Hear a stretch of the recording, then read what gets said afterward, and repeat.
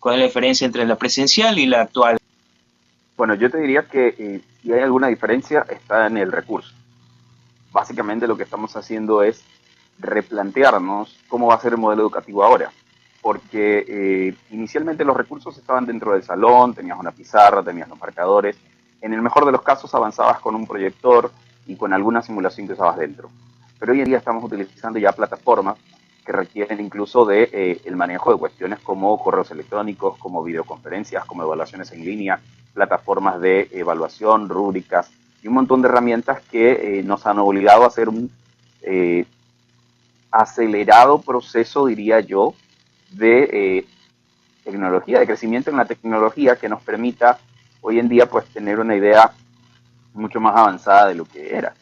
Hubiéramos querido que este proceso que llamamos en educación pasar de las TIC a las TACs y luego a las PEPs hubiera sido un poco más pausado, pero creo que esta situación nos ha obligado a hacerlo muy rápidamente y tenemos a Claro. maestros que inicialmente manejaban este sistema, ahora llegando a lo que llamamos a las tecnologías para el empoderamiento y la participación. Es decir, ya no solo es ponerle un video o que el docente transmita sus ideas a través de un computador o de un Facebook Live como hacemos ahora, sino más bien permitir la interacción y la participación del estudiante, de manera que ellos sean los que se empoderen y dirijan básicamente su conocimiento, desde luego con la guía y el acompañamiento del docente, ¿no? Bueno, y eso es parte también de la adaptación a este nuevo mundo de, de lo que es la educación virtual, ¿no es verdad?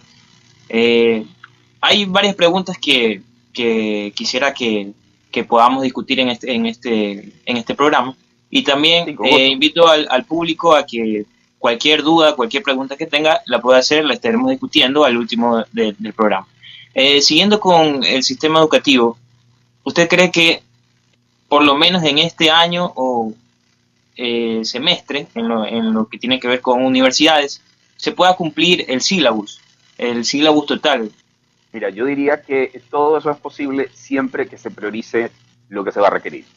Si yo intento, con este acortamiento de plazos y periodos de tiempo y de recursos, como te decía, hacer lo que normalmente venía haciendo, pues no lo voy a conseguir. Claro. Definitivamente debemos hacer ajustes en el sentido de tiempos, ajuste en el sentido de cuáles son esas competencias o esas destrezas que yo voy a desarrollar en mi estudiante y que son prioritarias. No puedo pensar en todo el currículum porque difícilmente voy a abarcar todo eso.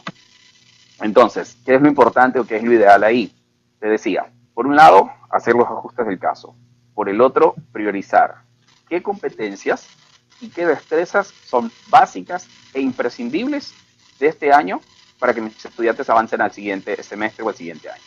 ¿Y qué Dime, herramientas cree que serían las imprescindibles? a ver, como herramienta no te daría, digámoslo así, un nombre o una marca específica, pero te lo propongo de la siguiente manera. Si uno va a hacer educación, uno requiere de ciertos componentes, ¿sí? Uno de ellos sería el mero de gestión administrativa, es decir, a dónde te llegan los correos, dónde te llegan las cuentas, que si tienes que pagar la factura del colegio, que si hay que hacer la inscripción de no sé qué, la matriculación, la secretaría, la impresión de libretas, por todas esas líneas que tienen que ver con administrativos. Debe haber una plataforma de gestión académica, es decir, donde el profesor envíe y recete las tareas, los documentos, le facilite a los chicos los PDF, la información pertinente y todo lo demás. Tendría que haber también una plataforma para telepresencia o videoconferencias como la conocemos ahora, de tal manera que puedas establecer en tiempo real, digámoslo así, la comunicación con los chicos. Ahora, aparte de eso, yo diría que hay dos componentes más. El uno es una plataforma para evaluación online, ¿sí? Que te va a permitir evaluar los conocimientos del chico dependiendo del modelo o del formato que quieras usar. Y lo otro es tener una red de comunicación que yo le digo offline, es decir, después de que terminó la videoconferencia, ¿cómo me contacto con el profesor? ¿Cómo absuelvo las preguntas que surgieron de pronto durante la tarea o durante la realización de algún ejercicio, de algún experimento? Eso se va a dar solamente fuera de las horas de clase, de las horas de videoconferencia en todo caso. Y es prudente tener una plataforma paralela que te permita hacer eso, que bien puede ser una red social, y poder mantenerte en contacto, como decimos nosotros, 24/7 más allá de el tema de la telepresencia, ¿no? Veo que llegaron dos compañeras tuyas por ahí. Sí, sí, justamente eso iba a recalcar. Bienvenida Patricia y Carmín, ¿cómo les va? Hola Edu, Qué gusto, hola buenas querido tardes. invitado, ¿Cómo están? estamos muy felices de poder hablar con usted. Hemos tenido un pequeño problemita ahí por entrar a la llamada, pero ya estamos. Tranquilas, Como tranquilas. bien, Eso pasa cuando trabajamos con tecnología. claro, como bien Sí, decía el profesor, esto es parte de la nueva adaptación de todos los sistemas tecnológicos. Ahora sí, siguiendo con el tema del sistema educativo, ahora, ¿qué va a pasar a largo plazo? ¿Qué podría pasar? Más que nada en el tema económico. En el tema económico, a ver, yo creo que hay que tener en cuenta varios aspectos ahí. Tú has mencionado uno, que es el tema económico. El tema económico, educativamente hablando, ha golpeado mucho las instituciones. Eh, no hay mucha matriculación para la fecha en la que estamos, que normalmente los colegios ya podrían haber definido con cuántos estudiantes van a contar este año lectivo. Hasta donde conozco la realidad es que tal vez no más del 50% ha logrado cumplir con ese objetivo y entonces lo que tienes son muchos papás migrando de un colegio, se me ocurre, de pensión 2X a un colegio de pensión X. Y al que estaba en un colegio de pensión X, migrando a un colegio de pensión medio X. ¿Ok? Justamente por este tema de la economía. Uno. Dos, la incertidumbre. No sabemos realmente cuándo se pueda generar, llamémoslo así, un proceso presencial de clases nuevamente. Y eso ha repercutido en el hecho del manejo de presupuestos de las instituciones educativas. Eh, por otro lado, está en el caso de las universidades el recorte presupuestario que también tienen que tomar en cuenta. Y yo creería que, bueno, a estas alturas el tema económico va a ser una situación que debemos manejar. Ahora, ¿cómo lo vamos a hacer? Yo creo que hay dos opciones. La una es reinventarse.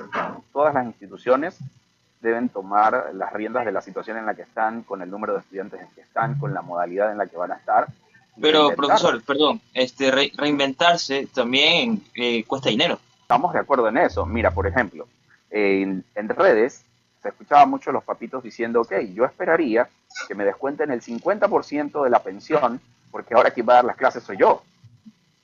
Pero a ver, hagamos un análisis económico. ¿Tú gastarías el 50% de tu presupuesto mensual solo en servicios básicos? No tendría mucho sentido, ¿verdad? Claro. Entonces, lo lógico sería que una institución educativa o que una persona común no lleve más allá del 10 al 15% de sus gastos operativos. Entiéndase, agua, luz, teléfono y todo lo demás. Entonces, difícilmente podrían hacerte un descuento del 50%, por un lado. Por el otro lado, el hecho de que hayamos tenido que hacer este cambio abrupto hace que los colegios deban invertir en plataformas educativas. Claro, Exacto, uno dice, por ese si voy lado. a la plataforma X o Y, es gratis, dice. Claro, es gratis cuando se trata de una persona que quiere tener una videoconferencia con otra persona. Pero si se trata ya de una plataforma para tener varias personas interactuando, varios docentes con varios estudiantes y los directivos, considera que adicionalmente en universidad o en colegios, un directivo siempre va a querer supervigilar cuál es el proceso áulico, entonces requieres ya de una plataforma que va a costar dinero, no va a ser gratis. Entonces, por ese lado, sí es importante tener en cuenta que los colegios igual van a tener que invertir. Entonces, el tema económico, como te decía, va a ser algo muy, muy complejo. Hay colegios que de hecho ya te están diciendo que este año la modalidad probablemente sea todo el año virtual. Ya vemos papás que nos cuesta un poco pensar en la idea de cuándo volvemos a la normalidad. ¿Será en julio? ¿Será en septiembre? ¿Será en diciembre? ¿Cuándo podríamos pensar en la idea de que nuestros hijos vuelvan a ir a la escuela? Entonces, esas son situaciones que hay que considerar a largo plazo, incluido en el tema económico. Bueno, Patricia, para ponerla en contexto un poco, ya hablamos de las herramientas, ya hablamos del sistema educacional anterior y el actual. No sé si pueda seguir con lo que concierne después. ok, existen también otro grupo de problemas, creo, considero, que viene la parte del compromiso de los estudiantes a seguir con su educación, pero también no es tanto el compromiso, sino la tienen algunos para poder seguir estudiando. Por ejemplo, ¿qué pasaría con los estudiantes que no tienen acceso a Internet de forma sencilla o fácil? Hay personas que no tienen Internet, hay personas que no tienen un celular inteligente que les permita ver o estar en las clases online. ¿Qué podríamos hacer para ayudar a estos niños o a estos jóvenes? Porque también existe en el caso de los universitarios. Bueno, te diré que hasta ahora he visto varias propuestas, digámoslo así, desde el sector privado, ¿no? En el sector privado hay varias propuestas justamente con el tema de donar tu laptop vieja, de donar tu celular viejo, para poder aportar con estos chicos que difícilmente van a tener acceso a el Internet o a estos equipos actualmente, ¿no? Pongo un ejemplo. Un papá con una mamá que tienen, en este caso, 3 hijos, ¿cómo harían con el tema de los trabajos en clase? ¿Qué pasaría si en ese momento nosotros tenemos, por decirte algo, mamá en teletrabajo, papá en teletrabajo y los 3 nenes en clase? Son 5 computadores. ¿Cómo manejas el tema de los 5 computadores en medio de esta necesidad o de esta crisis económica? Entonces, va a ser muy complicado. Yo creería que todos finalmente no van a tener acceso por el lado privado. Por el lado público, hay campañas en el sentido de lo que llamamos la teleeducación, que implica que estas personas hagan educación a través de la televisión o de la radio, que es otra forma de educarse. Ellos generalmente ya tienen un poco más esquematizado este tema porque lo han venido haciendo ya por años. El sistema educativo público tiene esa ventaja. Y finalmente quedarán personas que no podrán acceder. Yo creería que difícilmente todos van a poder acceder. Entiendo que incluso el sector público desde la empresa de telecomunicaciones está planteando ya dar mayor cobertura o llegar con mayor cobertura hasta ciertos centros, digámoslo así, o infocentros que llaman, a donde se puedan acercar. Pero decir que todos van a tener cobertura en todos sus domicilios, en sus casas, va a ser bien complicado. Ok. ¿Y usted qué cree que puede pasar o sea, de por sí las clases online son un reto para cualquier niño o joven que tenga que estudiar en este momento de la pandemia? ¿Qué cree que puede pasar con las personas que tienen un aprendizaje un poco más lento de lo normal? O sea, ¿qué puede pasar con ellos y qué ayuda se les puede dar? Porque no siempre la misma forma de aprender de uno va a ser la misma forma de aprender de otro. Sí, es correcto. Por ejemplo, en educación, en los niveles básico de bachillerato, a eso le llamamos estudiantes con necesidades educativas especiales. Ellos tienen un régimen un tanto diferente en cuanto al ajuste de sus destrezas o de las destrezas que van a desarrollar. Y yo creería que la van a ver un poco más difícil en el sentido del manejo tecnológico. Ojo que eso no implica que no puedan hacer también el proceso. Digo, de aquí, pensando al año siguiente, todos habremos tenido que entrenar en el manejo de estas herramientas. Y ellos, aunque seguramente les cueste un poco más de trabajo, tampoco van a poder dejar de hacerlo. Entonces, es importante que ellos tengan el acompañamiento, en este caso, de los papás en primera instancia. Normalmente estos chicos suelen tener una tutora o un docente adicional que puede darles el espacio de cobertura por las tardes o en horario diferido, de manera que puedan superar esa limitante que de pronto en algún momento se les complique para el tema tecnológico. Pero requerir un poco más de apoyo, lo pondría así, van a requerir un poco más de acompañamiento desde el hogar y en algunos casos van a requerir un poco más de acompañamiento externo, o sea, el personal del psicólogo o de un tutor académico, pero van a requerir algún espacio adicional. Oh, ya, ok. Un poquito más de ayuda, básicamente. Ya, hola, profesor Montoya. A mí me gustaría decir que hay muchos amigos míos, tanto de esta linda universidad como de otras, que me dicen de que las clases en línea no están funcionando. ¿Por qué? Porque o se cae la llamada, se pierde la conexión a internet, no tienen la disposición de una computadora o un celular, porque en la casa, por ave motivo, los padres también están trabajando, la necesitan. Y dicen de por qué no han puesto la idea de grabar el profesor su clase, subirla a la plataforma, dejarlo por un tiempo determinado y luego que ya no se puede acceder a la clase, porque sería como una ayuda también, porque el video no se te va a parar, no se te va a cortar, y si necesitas hablar con el maestro, que esté abierto un foro para que te pueda responder tus preguntas. ¿Por qué no se puede implementar esto? Y si es y siguen como en el sería la palabra capricho de poder verle la cara al estudiante para saber algo.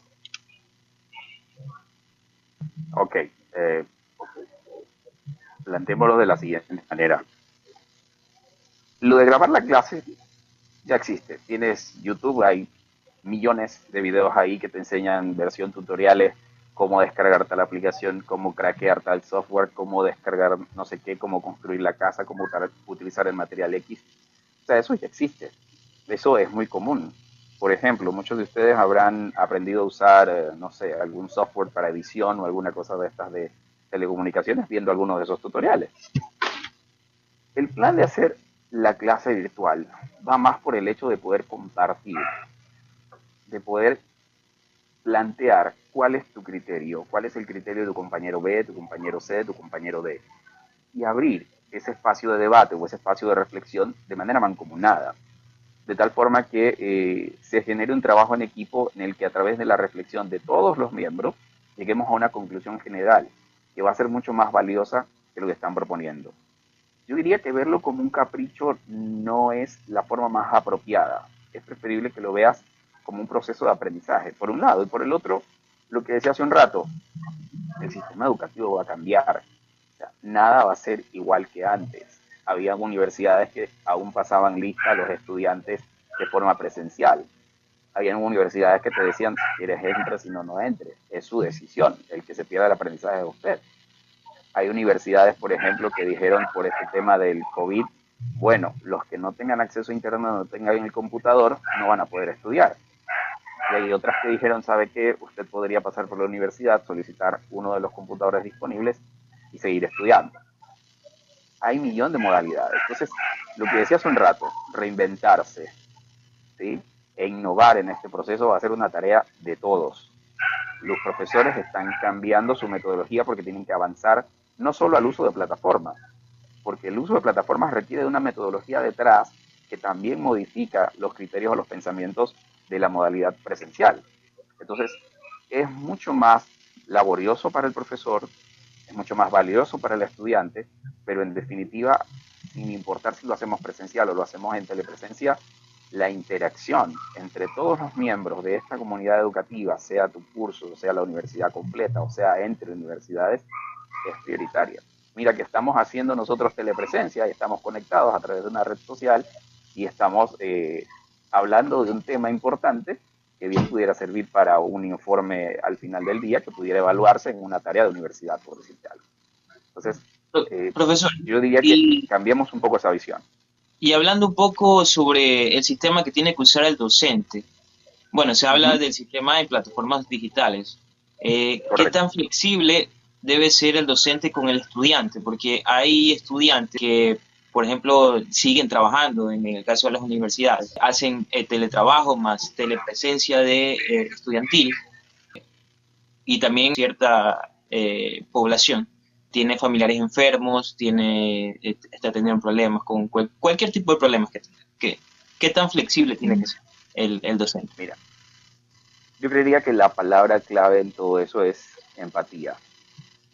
Esta es una situación que nos ha golpeado a todos, de una o de otra manera. El que no ha perdido un familiar puede que tenga un familiar enfermo. El que no está en esas puede que se haya quedado sin empleo.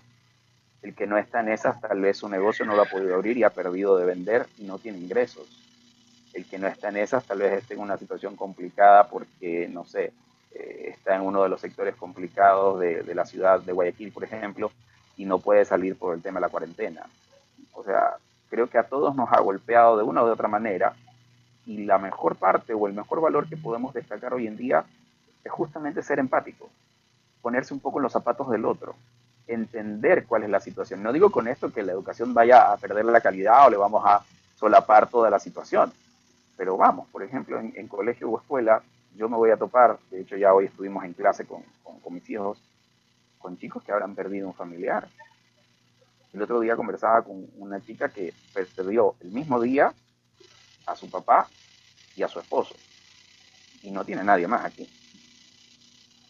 Entonces, ¿tú te imaginas el golpe emocional que va a ser de pronto en una clase de biología, se me ocurre, cuando empecemos a hablar de los virus, que una persona como esa soporte siquiera tocar el tema, hablarlo, va a ser un tanto complicado. Entonces, yo creía que lo interesante aquí, o lo prioritario, es ser empático, entender y comprender que no solo van a haber dificultades, probablemente van a haber necesidades únicas y exclusivas de ciertos alumnos a los que en función de lo viable o de lo manejable habrá que brindar el apoyo y la comprensión necesaria, ¿no?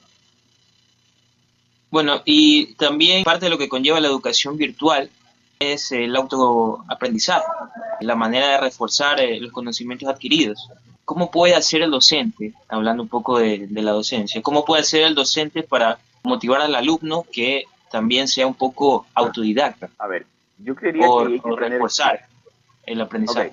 Ok, ya, ok. Mira, yo creo que en lo que hay que trabajar es en el compromiso del estudiante.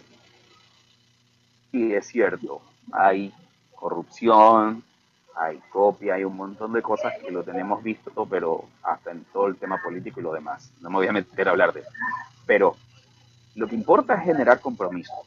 Ellos deben entender que esta situación nos ha cambiado el panorama a todos, que no es que el profesor ahora me envía muchas tareas por día, él no me explica lo suficiente en la clase, así como en algún momento los chicos se sienten frustrados, los profesores y los padres también.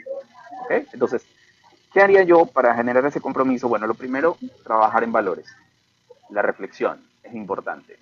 ¿Estoy haciendo bien? ¿Estoy haciendo mal? ¿Por qué estoy comprometido con esto? Y lo otro sería enseñarles o ayudarles a manejarse organizadamente.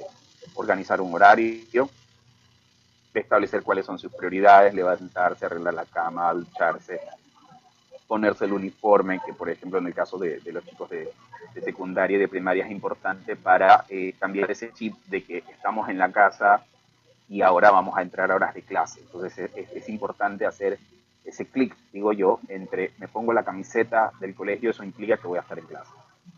Lo otro es el tema de ayudar a los chicos a entender el manejo de estas herramientas. Sí, los chicos son muy diestros y todas las herramientas vienen casi que facilitados para ellos porque los nativos digitales la ven más fácil. Pero entender cuál es el procedimiento que hay detrás del envío de una tarea, qué es lo que se busca o cuáles son los aprendizajes que el profesor espera, es importante que lo entienda para entonces se comprometa y diga, ok, ya entendí por qué es necesario, por qué es prioritario hacer esta actividad y lo voy a tomar. ¿Y por qué es importante eso? Porque entonces cuando el estudiante te comprenda, entienda a dónde lo quieres llevar, cuáles son los aprendizajes que quieres desarrollar en él, no te va a jugar la broma de en una videollamada decirte, profe, aplaste al F4. No sé si lo vieron en internet, ¿cierto? No, es que no funciona el audio, presionen control al F4. Por Dios, se apagó el computador. Y sí, es cierto. Como nosotros al inicio hoy también, van a haber ciertas situaciones que nos compliquen el panorama tecnológico, pero ahí estamos. Hay que sobreponernos, avanzar, reinventarnos y por todo lo demás, pues, seguir creciendo. ¿Alguna otra pregunta que tengan, chicas? Más que preguntas, serían como unas recomendaciones para que el estudiante desde la casa pueda aprovechar al máximo las clases en línea. Porque existe un aparato chiquito que se llama celular, con una aplicación que se llama WhatsApp, Facebook e Instagram, que no te deja prestar atención a la clase. Porque el profesor no te está viendo en el momento que la sacas. Yo, por ejemplo, uso con el teléfono, yo no uso con la computadora. Claro, me conecto en la plataforma desde el teléfono. Entonces ahí tal vez me aparto un poco de las redes. Mira, eso es absolutamente relativo. ¿Por qué? Porque quieras o no, o es una computadora, o es una tablet, o es un celular. Pero todos ellos tienen acceso a esas redes de las que está hablando Patricia, ¿cierto? Ok, entonces, eso hablando del caso de los más grandes. Imagínate los chiquilines que tienen instalados los juegos ahí, el Alpha Nitro, el Fortnite, ¿cómo se llama el otro que está de moda con mis hijos también? No me acuerdo. Uy, sí. Pero hay mayor nivel de distracciones y eso hace que claro, el aparato tecnológico te pueda jugar en contra. Entonces es importante que uno establezca, y cuando digo uno, me refiero como padre, como profesor, y como chico mismo, si ya lo puedes hacer, si ya tienes un nivel de madurez apropiado, entender que hay ciertas cosas o ciertos tips que deberías utilizar. Entonces, primero, tengan en cuenta que deben organizar un espacio. Es decir, hoy día todos estamos en casa, pero no es conveniente hacer las clases en el dormitorio, definitivamente. Entonces, ubiquen un espacio dentro de casa, diseñenlo para hacer las clases, no sé, colóquenle una pizarra, coloquen ahí una sillita, una mesita, decórenlo, háganlo el espacio de clases. El aula chiquita dentro de tu casa para que los chicos hagan clases. Tengo amigos que instalaron a un hijo justo abajo de la escalera donde había un espacio, armaron un escritorio y ahí los pusieron. Esa es la sala 1, ahí está el mayor. El otro niño está en la sala 2. ¿Cuál es la sala 2? El estudio de la casa, la oficina donde atendían. El teletrabajo del papá es en el dormitorio de los papás. Y el teletrabajo de la mamá es en la cocina. Y todos están ocupados en horario de oficina, ¿te imaginas? Entonces... y separados para que no exista una distracción. Correcto, para evitar la distracción por un lado y por el otro el ruido alrededor, porque todos tendríamos que estar con aparaticos como estos en las orejas para poder interactuar, y en el caso de los más chiquilines es complicado, a ellos es más fácil ponerles el computador ahí porque la maestra va a pedir que salten, que brinquen, que canten, que hagan la ronda, que no sé qué, y todas estas actividades que obviamente generan mayor inespecie en ellos. Está muy bien. Entonces lo primero para mí sería organizar ese espacio. ¿Okay? Lejos de algo que te motive a dormir, a descansar, lo que sea, el espacio de clases. Lo otro es que ya estando en clases, los chicos entiendan y manejen las plataformas que van a utilizar. Deben tenerla muy clara, dónde va el clic de no sé qué, cómo se activa el audio, cómo se activa el video, cómo hago para reproducir esto, cómo paso a otra página. A esas cuestiones sencillas. Nosotros estamos ahorita en una aplicación, ¿verdad? ¿Qué pasa si quisiera abrir un archivo desde un correo electrónico? ¿Qué hago? Minimizo la pestaña. Ok, en el computador sería viable. ¿Y en el teléfono? El teléfono es un poco más apaga la cámara si abres otra aplicación. Ok, perfecto. Sí. Entonces, sería como que en algunos casos el botón del centro, abrir la otra aplicación, revisar, cerrar esa y volver a la que estábamos ahorita, ¿verdad? Pero ese procedimiento, que nosotros más o menos lo entendemos, hay que explicárselo a un niño. ¿Imaginan una criatura de 8, 9 años haciendo clases en telepresencia o videoconferencia? Ok, esos pequeños detalles hay que ayudarles a entender. Ok, lo otro sería que ellos se acostumbren a tomar apuntes, a tomar notas, más allá de que la maestra comparta luego la clase, más allá de que quede grabada la clase, como bien decían, es importante que él tome apuntes, porque a medida que genera esos apuntes va a interiorizar el tema del que se está tratando. Como papitos, ya les digo, si son más grandes lo pueden hacer solos, pero pensemos un poco en lo más chiquilines. Organizarles a planificar el día, ok, matemáticas, sociales, lengua, qué cosas debo guardar en mi maleta. Ojo, puede sonar trillado, pero es necesario que ellos organicen su maleta, se pongan el uniforme, hagan los recesos o los lonches y tengan el proceso. Es importante para que en su proceso mental entiendan el manejo de horarios y de planificaciones. Bien decía hace un rato Patricia, minimizar distracciones, no lo vas a poner en el lugar junto a un televisor, por ejemplo, corre peligro de entretenerse mientras están dando algún problema. Es importante que como papás y como chicos ustedes comprendan que también es importante hacer pausas activas. O sea, ya después de un cierto tiempo, levantarte, ir por un vaso de agua, ir al baño, comerte una fruta, relajarte o hacer el que nos enseñaban en la escuela todos, ¿no? Levanten las manos, mano derecha con pie izquierdo, mano izquierda con pie derecho, y empiezas a hacer algo de kinestesia de manera que sus neuronas se reciben de nuevo, porque no crean que es fácil pasar 4 o 5 horas sentado frente a un computador. Sí, recuerdo que nos hizo hacer un par de veces eso en el colegio. Para los que no saben, él fue profesor de física en el colegio. Solo física, sí. Física. Sí, física y su laboratorio, así se llamaba. Sí. Qué bueno que lo recuerdes. Okay. Me acuerdo que era... No, sí, y era uno de los pocos profesores que se preocupaba por los alumnos también. Eso hay que recalcar. Gracias por tenerlo en cuenta. Entonces decía, el otro punto es enseñarle a los chicos que, como yo decía en el colegio, no se pueden quedar con dudas. puede pasar lo que sea, pero nunca jamás se pueden quedar con dudas. Entonces es importante que los chicos hablen y pidan ayuda. A la maestra si es que tienen el acceso, a los papás, a quien sea que tengan el acceso para poder trabajar en el tema. Ahora, yo hago una sugerencia adicional ahí, que es parecido a lo que los niños hacemos con el manejo de agenda, ¿no? Hacíamos en la escuelita, a los niños se les manda una agenda y se anota día a día todas y cada una de las actividades. Uno que ya es un poco más grandecito también lleva la agenda y anota a tal hora reunión de no sé qué, a tal hora trabajo de no sé qué, a tal hora tarea de no sé qué y todo. Entonces el plan es que ellos lleven también un pequeño diario de las actividades que van a ir organizando para el día siguiente, para los días siguientes. Yo creería que por ahí, con un poco de eso, los chicos podrían organizarse para hacer un buen proceso de aprendizaje desde casa. Profesor, háblenos un poco sobre su emprendimiento, Curie Piaget Educational Solutions. ¿Qué servicios ofrece a las personas? Okay. A ver, te cuento. Entonces, en medio de todo este proceso, como de costumbre, todo nace con una idea.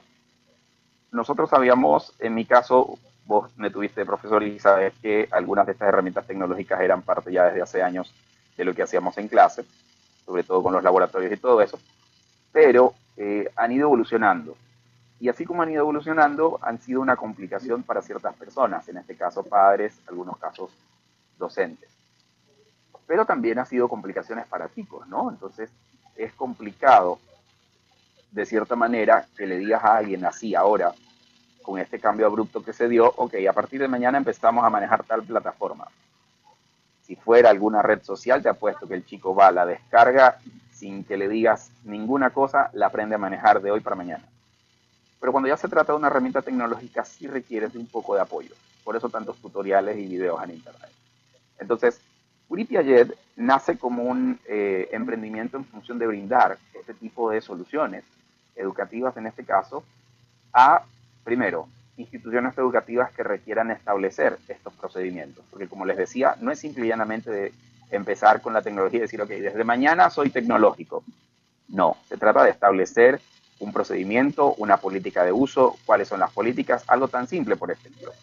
Hay talleres de organizaciones internacionales que dictan capacitaciones que ponen por política todas las cámaras apagadas. Solo el capacitador tiene la cámara encendida. Hay en los salones de clase hoy en día, por ejemplo, en secundaria y en primaria, todos con las cámaras encendidas.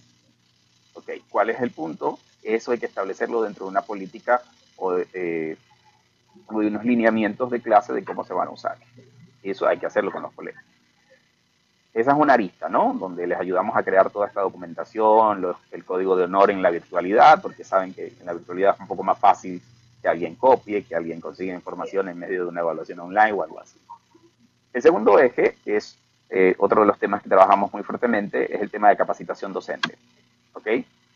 Como de seguro habrán visto en muchas redes, los docentes han requerido durante este año un ejercicio de capacitación muy intenso, sobre todo en herramientas tecnológicas. Docentes que ya tienen una, digámoslo, una larga trayectoria, que trabajan por muchos años y se ven nuevos en este proceso, ¿no es verdad? Eso es una diferenciación generacional, aunque no lo creas. Por eso, sí. Habemos personas que pertenecemos a la generación X, otros que pertenecen a la generación Y, y los últimos que están en la generación Z. Entonces, los últimos, los de la generación Z, son los hijos de la tecnología. Ellos son nativos virtuales. Por ejemplo, ustedes no necesitaron hacer un curso para uso de WhatsApp, ¿cierto? Solo la descargaron y ya estaban listos para el siguiente día. No, pero por ejemplo, para procesos digitales sí hace falta más. Ah, perfecto. Pero los chicos de hoy en día agarran un TikTok o un Vimeo o una herramienta de esas, un Snapchat, y la hacen en un 2x3. O sea, no necesitaron ni siquiera del pequeño curso de introducción que tal vez nosotros pudimos necesitar. La generación Y, en cambio, los que llamamos los hijos del control remoto, sí requirieron de algún proceso de adaptación. Pero los que somos de la generación X, a mí me costaba mucho trabajo. Ya estamos más bien en que es una situación que nos implica estrés, que nos implica trabajo. En mi caso, yo no te digo que no, me ha tomado mi tiempo, todo mi trabajo, pero le he encontrado el gusto. Y eso es justamente lo que quiero invitar a los profesores. O sea, al inicio sí cuesta, entender algo tan simple de cuál es la mecánica, de cuál es la metodología, dónde doy clic, cómo hago esto, cómo pongo lo de acá. Pero una vez que le enganches, esto es una maravilla porque entiendes que todas tus clases se transforman. Esa es la palabra. Se transforman desde una visión muy anticuada a una versión mucho más moderna, y no me refiero solo al hecho de agregar el computador a tus clases, me refiero al hecho de interactuar, de empoderar a esos estudiantes que tienes a través de las redes. Entonces, por eso es importante el tema de la capacitación, tanto en temas metodológicos, como les decía, como en el tema del manejo de las herramientas tecnológicas. ¿Ok? El tercer componente, o la tercera arista que nosotros tenemos, son justamente el plan de acompañamiento, pero para papás, porque es importante que los papás también entiendan cuál es la metodología y cuáles son las herramientas que van a usar. ¿Sí? Recuerden que los papás no van a convertirse en los profesores, van a ser acompañantes en mayor tiempo con sus hijos ahora, pero el profesor sigue teniendo el dominio sobre ese tema. ¿Ok? Pero es importante que en ese acompañamiento que los papás hagan en casa entiendan a qué me refiero, por ejemplo, cuando hablo de un ABPR o de un ABPJ, a qué me refiero cuando hablo de aprendizaje activo, a qué me refiero cuando hablo de gamificación, a qué me refiero cuando hablo de aprendizaje basado en proyectos, por ejemplo. Entonces, esas aclaraciones es importante que los padres de familia también lo tengan, y lo conseguimos a través de nuestro tercer eje, que es el plan de acompañamiento para padres. Y el otro, el clásico de siempre, que es las tutorías personalizadas hacia los estudiantes. Ustedes ya hablaban hace un rato de aquellos que pudieran tener necesidades educativas especiales, o que pudieran presentar algún problema con el manejo de la tecnología y todo lo demás. Bueno, nosotros tenemos también ahí un cuarto espacio, que es justamente las tutorías personalizadas. Entonces te decía, primero, asesoría a instituciones educativas; segundo, capacitación docente; tercero, acompañamiento pedagógico a los padres de familia; y cuarto, las tutorías personalizadas para estudiantes. En eso está el emprendimiento que tenemos hasta ahora, con varios docentes que nos colaboran dentro de este proyecto. Patricia, ¿alguna pregunta que tengas pendiente? Okay. Sí, tengo otras aquí justo para el profesor. La primera sería, ¿cuáles son los errores más comunes que ha podido observar en la enseñanza virtual ahora? Y la segunda, de una sola le voy diciendo, ¿usted cree que después de la pandemia vamos a seguir utilizando la enseñanza virtual como algo principal, o si va a ser algo complementario? Van por el tema de la conceptualización metodológica. O sea, no se trata solamente de llevar mi clase presencial al internet. Se trata de modificar todo el proceso desde sus bases de qué es lo que voy a hacer ahora en clase. Entonces, por un lado, creo que yo arrancaría por ahí. Los errores más comunes van en el sentido de la práctica: olvidarse apagar el micrófono, por ejemplo, o compartir erróneamente el link de la reunión 1 con la gente de la reunión 2. ¿Qué más te puedo decir? Postear mal una tarea. O sea, son cuestiones que realmente la única forma en la que se van a ir corrigiendo van a ser con la práctica, en la medida en la que vayamos avanzando. Lo otro, yo no creo que haya una vuelta atrás. Yo creería que este proceso es un proceso en el que, a medida que cada profesor se vea inmerso, va a generar en él una fortaleza en este manejo de herramientas que difícilmente le van a permitir pensar en lo que era antes.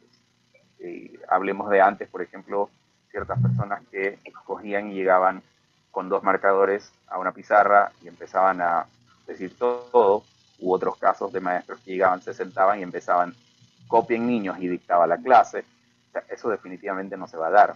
La virtualidad ha cambiado no solo la ideología, sino también el conjunto de herramientas con el que se puede trabajar, y bueno, ahí hay un montón de posibilidades hoy en día. Por ejemplo, sobre todo a mí me encantan las herramientas de gamificación, las herramientas de evaluación en línea. Gamificación pasa por aplicar una evaluación, básicamente, pero jugando. ¿Sí? Es algo que hacemos todo el tiempo. Ustedes, cuando están, por ejemplo, tomando decisiones, están haciendo un proceso que en educación le llamamos DHP, desarrollo de habilidades de pensamiento. Observan, caracterizan, clasifican y luego deciden. Y eso lo hacemos todo el tiempo. Pero como no lo hemos estudiado, como no lo hemos pormenorizado, entonces nos cuesta un poco entender que hay todo un proceso metodológico detrás de él. Entonces yo creería que no, que difícilmente vamos a volver, que seguramente habrán unos que otros que sí, pero yo diría que la mayoría, tratando de hablar de la mayoría de los docentes, si logran adaptarse bien a este cambio, que yo creería que lo vamos a hacer, no habría posibilidad de retroceder. Es un cambio que nos genera una reinvención, una innovación desde el punto de vista tecnológico, pero sobre todo que nos ha obligado a cambiar el chip de la forma en la que trabajamos y hacemos nuestras clases. Carmen, ¿alguna otra duda que tengas? ¿Dudas para gente como universitarios como nosotros? No, más bien tengo para las madres que están con sus niños en el kinder, que hay algunas que su centro de salvación era llevarlos al kinder porque no les hacían tanto caso a las madres. ¿Cómo van a ser esas madres que dicen, mi hijo no me presta atención, cómo le voy a enseñar una clase? Y no quiere ver nada en la computadora, la bota, la cierra. Entonces, ¿cómo van a ser esas madres? ¿Cómo pueden controlar a sus hijos para enseñarles online? Ok, voy a poner las dos caras de la moneda, ¿ok? Así que voy a comenzar siendo un poco jocoso con estas dos caras.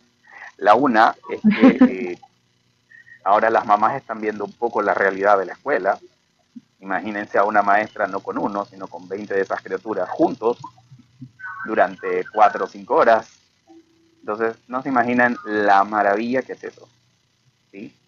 ¿Qué les propondría hacer yo a las mamás de los más chiquilines? Mucho movimiento. Los chiquilines son altamente kinestésicos. Es difícil mantenerlos sentados atendiendo algo. A ellos hay que ponerlos en movimiento. Entonces, una maestra que trabaja en ese nivel probablemente tendrá una pequeña cápsula de información con clases y no sé qué, pero después provocará movimiento, que canten, que hagan una ronda, que se muevan. Y en esa parte, pues como decía hace un rato, les podemos ayudar también a través de la academia a los papás entendiendo justamente esto de la kinestesia.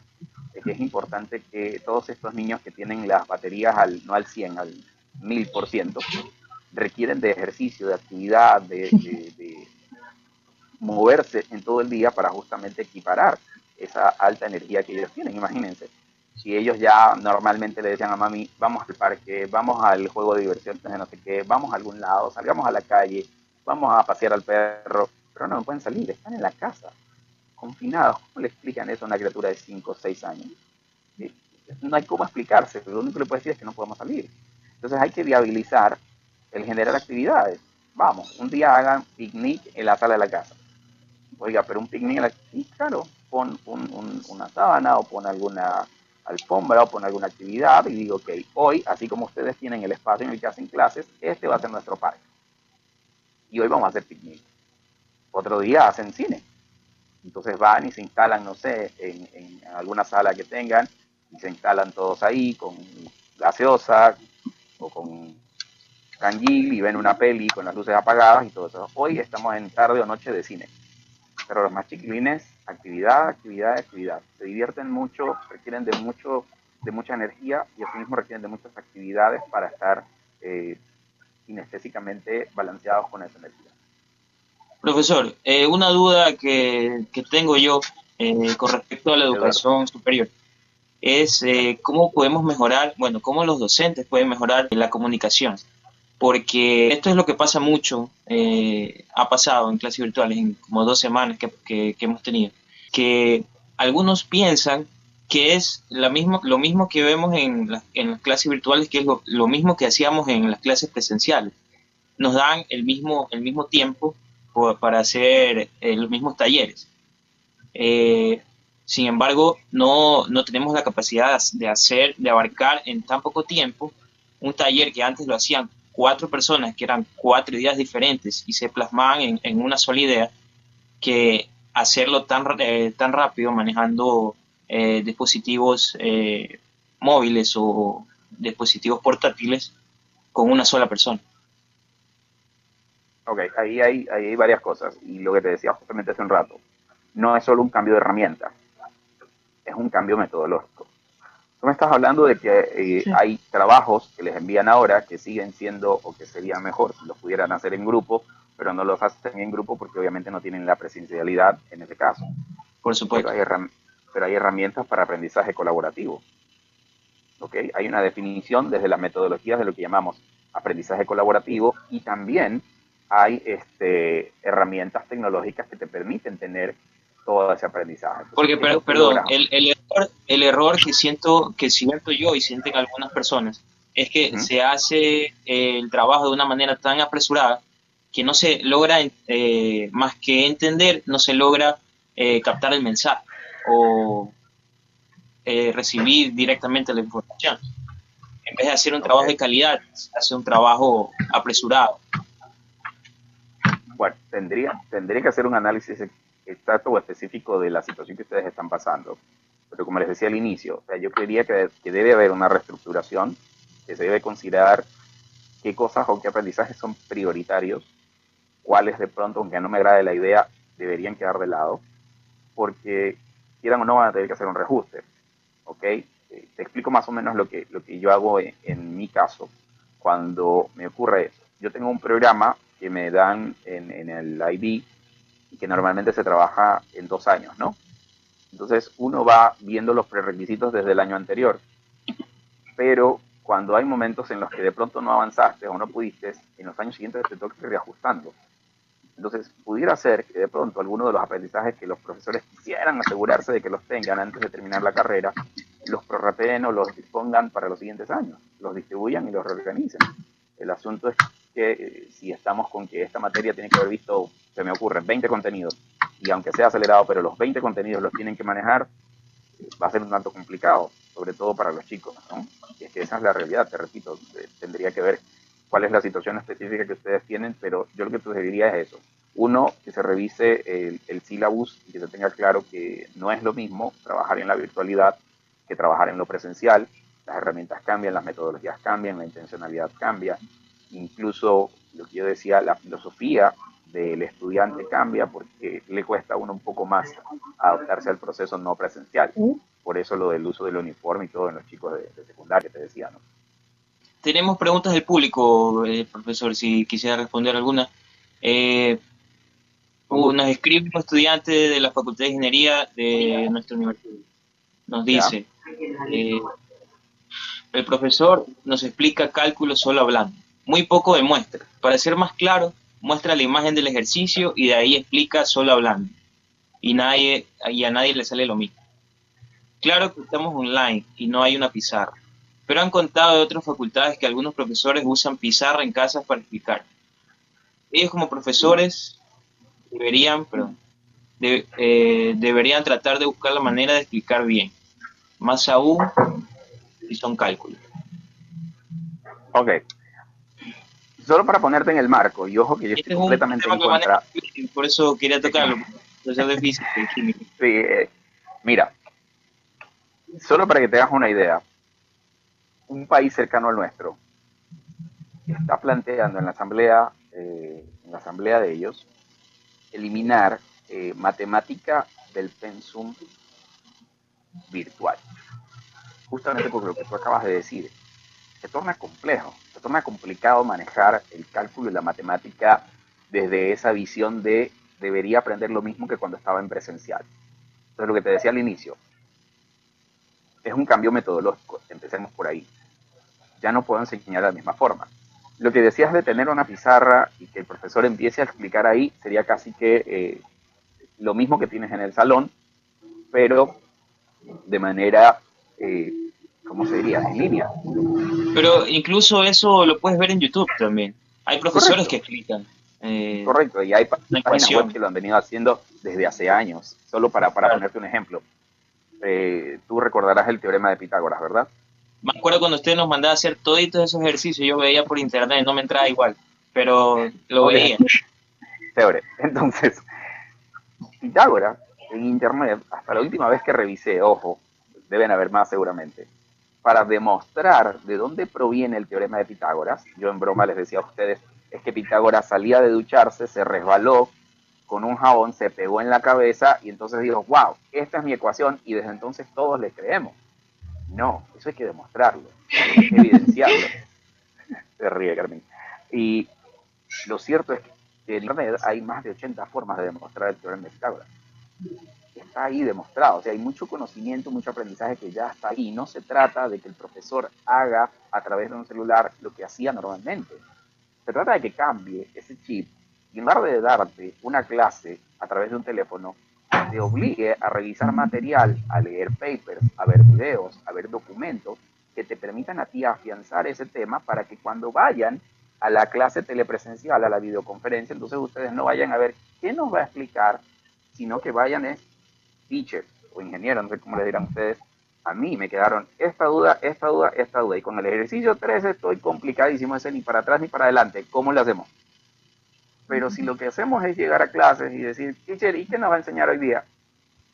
No, fatal. ¿Ok? Entonces, pero eso requiere un cambio en la metodología. Te decía, hay una metodología en educación que se llama clase inversa, que habla justamente de este procedimiento donde son los chicos los que adquieren un conocimiento previo por su cuenta y luego vienen al profesor a, oiga, me falta esto, no entendí esta parte, ¿cómo concretamos? ¿Cómo entendemos esto? ¿Sí? Entonces, podría ser por ahí. Matemáticas por redes, mira, va a ser, yo creería que si no es el más, una de las más complejas y complicadas. Yo le sugeriría al docente que tienen ahí, utilice otro tipo de herramientas, planteese otra metodología y si desea, pues me pones en contacto con él y lo conversamos. Yo creería que física sería una de las más difíciles, justamente. Me acuerdo cuando nos ponían los ejercicios, no solamente era la ecuación normal de, no sé, de fuerza, de inercia, de lo que estuviéramos haciendo. Nos venía todo lo que habíamos visto anterior, nos planteaba. Desarrollar todo. La física es una bola de nieve. En el momento en el que te olvidas de un paso... Esto era lo complicado. Eso era lo complicado. ¿Por qué? Porque en la física no se hace un análisis de ecuaciones. La física no es como estudiar matemáticas. La física hace un análisis de principios, de leyes que gobiernan el universo. Entonces, a partir de esas leyes es que tú llegas a modelos matemáticos que te permiten predecir, numérica hablando, una u otra situación o característica que se da, pero partes de los principios, no partes de las fórmulas o de las ecuaciones. Eso nace después. Bueno, nos estamos acercando al final del programa. ¿Alguna última duda que tengan, chicas? Tengo una duda que ahorita me acaba de escribir una compañera, una amiga mía, que tiene un problema, no sabe qué puede hacer su universidad en el caso de que sus clases sean clases de laboratorio de biología. Entonces no sabe cómo van a poder hacer las prácticas. Ok, a ver, hay opciones, hay empresas que venden laboratorios virtuales, que comercializan laboratorios virtuales. Estoy tratando de contenerme para no usar nombres. Ok, te venden laboratorios virtuales, los ponen a disposición, algunos free, trial, durante un pequeño tiempo, otros son vendidos. Mucho software educativo está libre en esta temporada de cuarentena. Hay aplicaciones que tienen la versión básica, la que uno no paga, pero por cuarentena está libre hasta la versión pro. Y hay un montón de cosas así. Entonces, lo que yo les sugeriría ahí es un poco el tema de, a ver, déjame ver cómo se lo planteo para que no suene tan feo. Mira, en la virtualidad, hacer un laboratorio va a requerir de que trabajes con un laboratorio virtual. Decir que vas a ir al laboratorio y vas a poner un matraz y vas a combinar el componente 1 con el componente 2, eso sí va a ser difícil. Entonces, en laboratorios virtuales es preferible pensar en simuladores de internet, que también hay múltiples páginas de internet donde hay simulaciones de física, de química, de biología y que sirven como herramientas de aprendizaje. Ahora, si yo quisiera llevar el tema a un nivel un poco más alto, hay empresas justamente de laboratorios que están comercializando temas de laboratorios en casa. Te explico un poco la idea. Lo que están haciendo es armar kits de laboratorios para casa. Entonces, por decirte algo, venden como si ustedes vieron ahora en cuarentena, estaba el kit de limpieza, el kit de desayuno, el kit de todo esto, ¿no? Ellos te proponen un kit de prácticas para la escuela. Que, ojo, no es la intención resolver el tema de los laboratorios de la universidad o del colegio, es simplemente generar un espacio de aprendizaje en casa, con los papitos, porque no son complejas, son simplemente irle mostrando al chico que el agua con el aceite no se mezclan porque tienen diferente densidad y hablan de la definición de densidad y calculan la densidad de un líquido, calculan la densidad de un sólido, a través de pequeños experimentos que pueden hacer en casa. ¿Ok? Entonces, no solamente en biología se va a ver afectada las personas, sino todas las carreras que tengan una parte práctica como medicina, odontología, todos esos van a tener como que, chuta, justo estaba el semestre de mis prácticas, ahora a quién le saco el diente, al perro, entonces están como que, ¿qué hago? No sé qué hacer. Bueno, hay varios memes en eso que dice, ¿cómo le voy a sacar el diente por una telepresencia? ¿No? Es imposible. Pero bueno, ¿qué les puedo decir? Esto es algo que nos decía, que nos ha tocado a todos. Se podría pensar en laboratorios virtuales en cosas como las que te dije, pero si ya hablamos de situaciones reales, donde debes practicar extrayéndole un diente a alguien, donde debes practicar, por ejemplo, vámonos a los oficios, haciéndole un tinturado a alguien, o tienes que practicar pintándole las uñas a alguien, ese es un proceso que va a tener que esperar un poco, o tendrás que practicar en casa con algún otro equipamiento que te permita ir certificando eso, ¿no? Difícilmente diría yo que te van a permitir, por ejemplo, en el caso de medicina, acceder en estos días a hacer alguna práctica en el laboratorio. Difícilmente. Bueno, profesor, antes de irnos, ¿algo más que tengan que decir? A ver, no, nada, que para lo que necesiten, bueno, estoy disponible. Nos pueden seguir en redes como @curipiaget, en Instagram sobre todo. Tengan claro una cosa, padres, docentes, chicos, hay que reinventarnos. Por donde sea que lo quieran ver, todos tenemos que reinventarnos. Desde cómo aprendo desde casa, cómo enseño desde casa, cómo soy soporte para mi hijo en casa, porque resulta que no es solamente el tema de lo que van a aprender, sino también el tema de los valores. Recuerda que decíamos hace un rato, hay un componente de papás ahora que está mucho más arraigado en casa, mucho más pegado al sistema, y eso requiere que manejemos de mejor manera todo lo que tiene que ver con las emociones, ¿no? Decía Carmín o Patricia, no me acuerdo quién de las dos, dijo que hay una amiga que ya no sabe qué hacer con el bebé en la casa. Ok. Carmen. Manejo de emociones. Hay que aprender a manejar las emociones porque eso nos va a pasar a muchos. ¿Sí? No estamos acostumbrados a tener a nuestros hijos revoloteando, corriendo, saltando, brincando todos los días, todo el día en la casa, teniendo que decirles vamos a dormir, a dormir, a dormir, y no lo hacen. ¿Ok?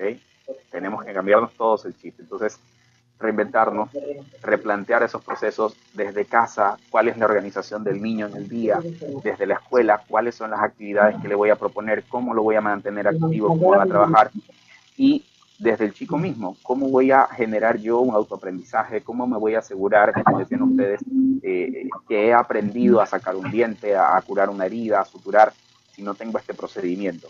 Pues todos tenemos que reinventarnos en eso. Bueno, que Dios nos ampare, que estemos todos bien en casa. Muchas gracias por la invitación.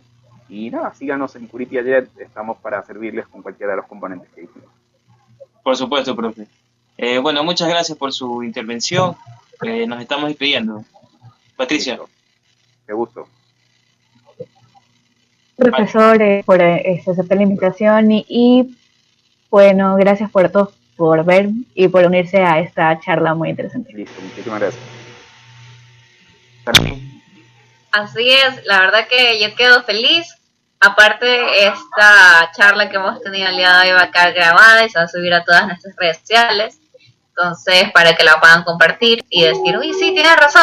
Entonces, nada, espero de que esta charla a todos les haya ayudado en saber cómo manejar nuestro tiempo, cómo ubicarnos, tener, entre comillas, nuestra zona segura, que es zona de estudio. Y bueno, muchísimas gracias, profesor. Bueno, profe, muchas gracias. Cualquier cosa lo estamos llamando. Listo, Eduardo, no te preocupes. Así es. Muchas gracias. Así es, chicos, muchísimas gracias. También gracias al profe que nos ayudó con bastantes consejos, sobre todo a despejar en este tiempo donde es bastante complicada la situación, pero complicada, pero tampoco difícil. Simplemente hay que poner muchas ganas y mucho empeño para seguir adelante, porque recordar que el futuro depende única y exclusivamente de nosotros. Muchas gracias, chicos. Gracias por haber participado. Al profe también, muchísimas gracias. Esto fue Los Jóvenes Opinan.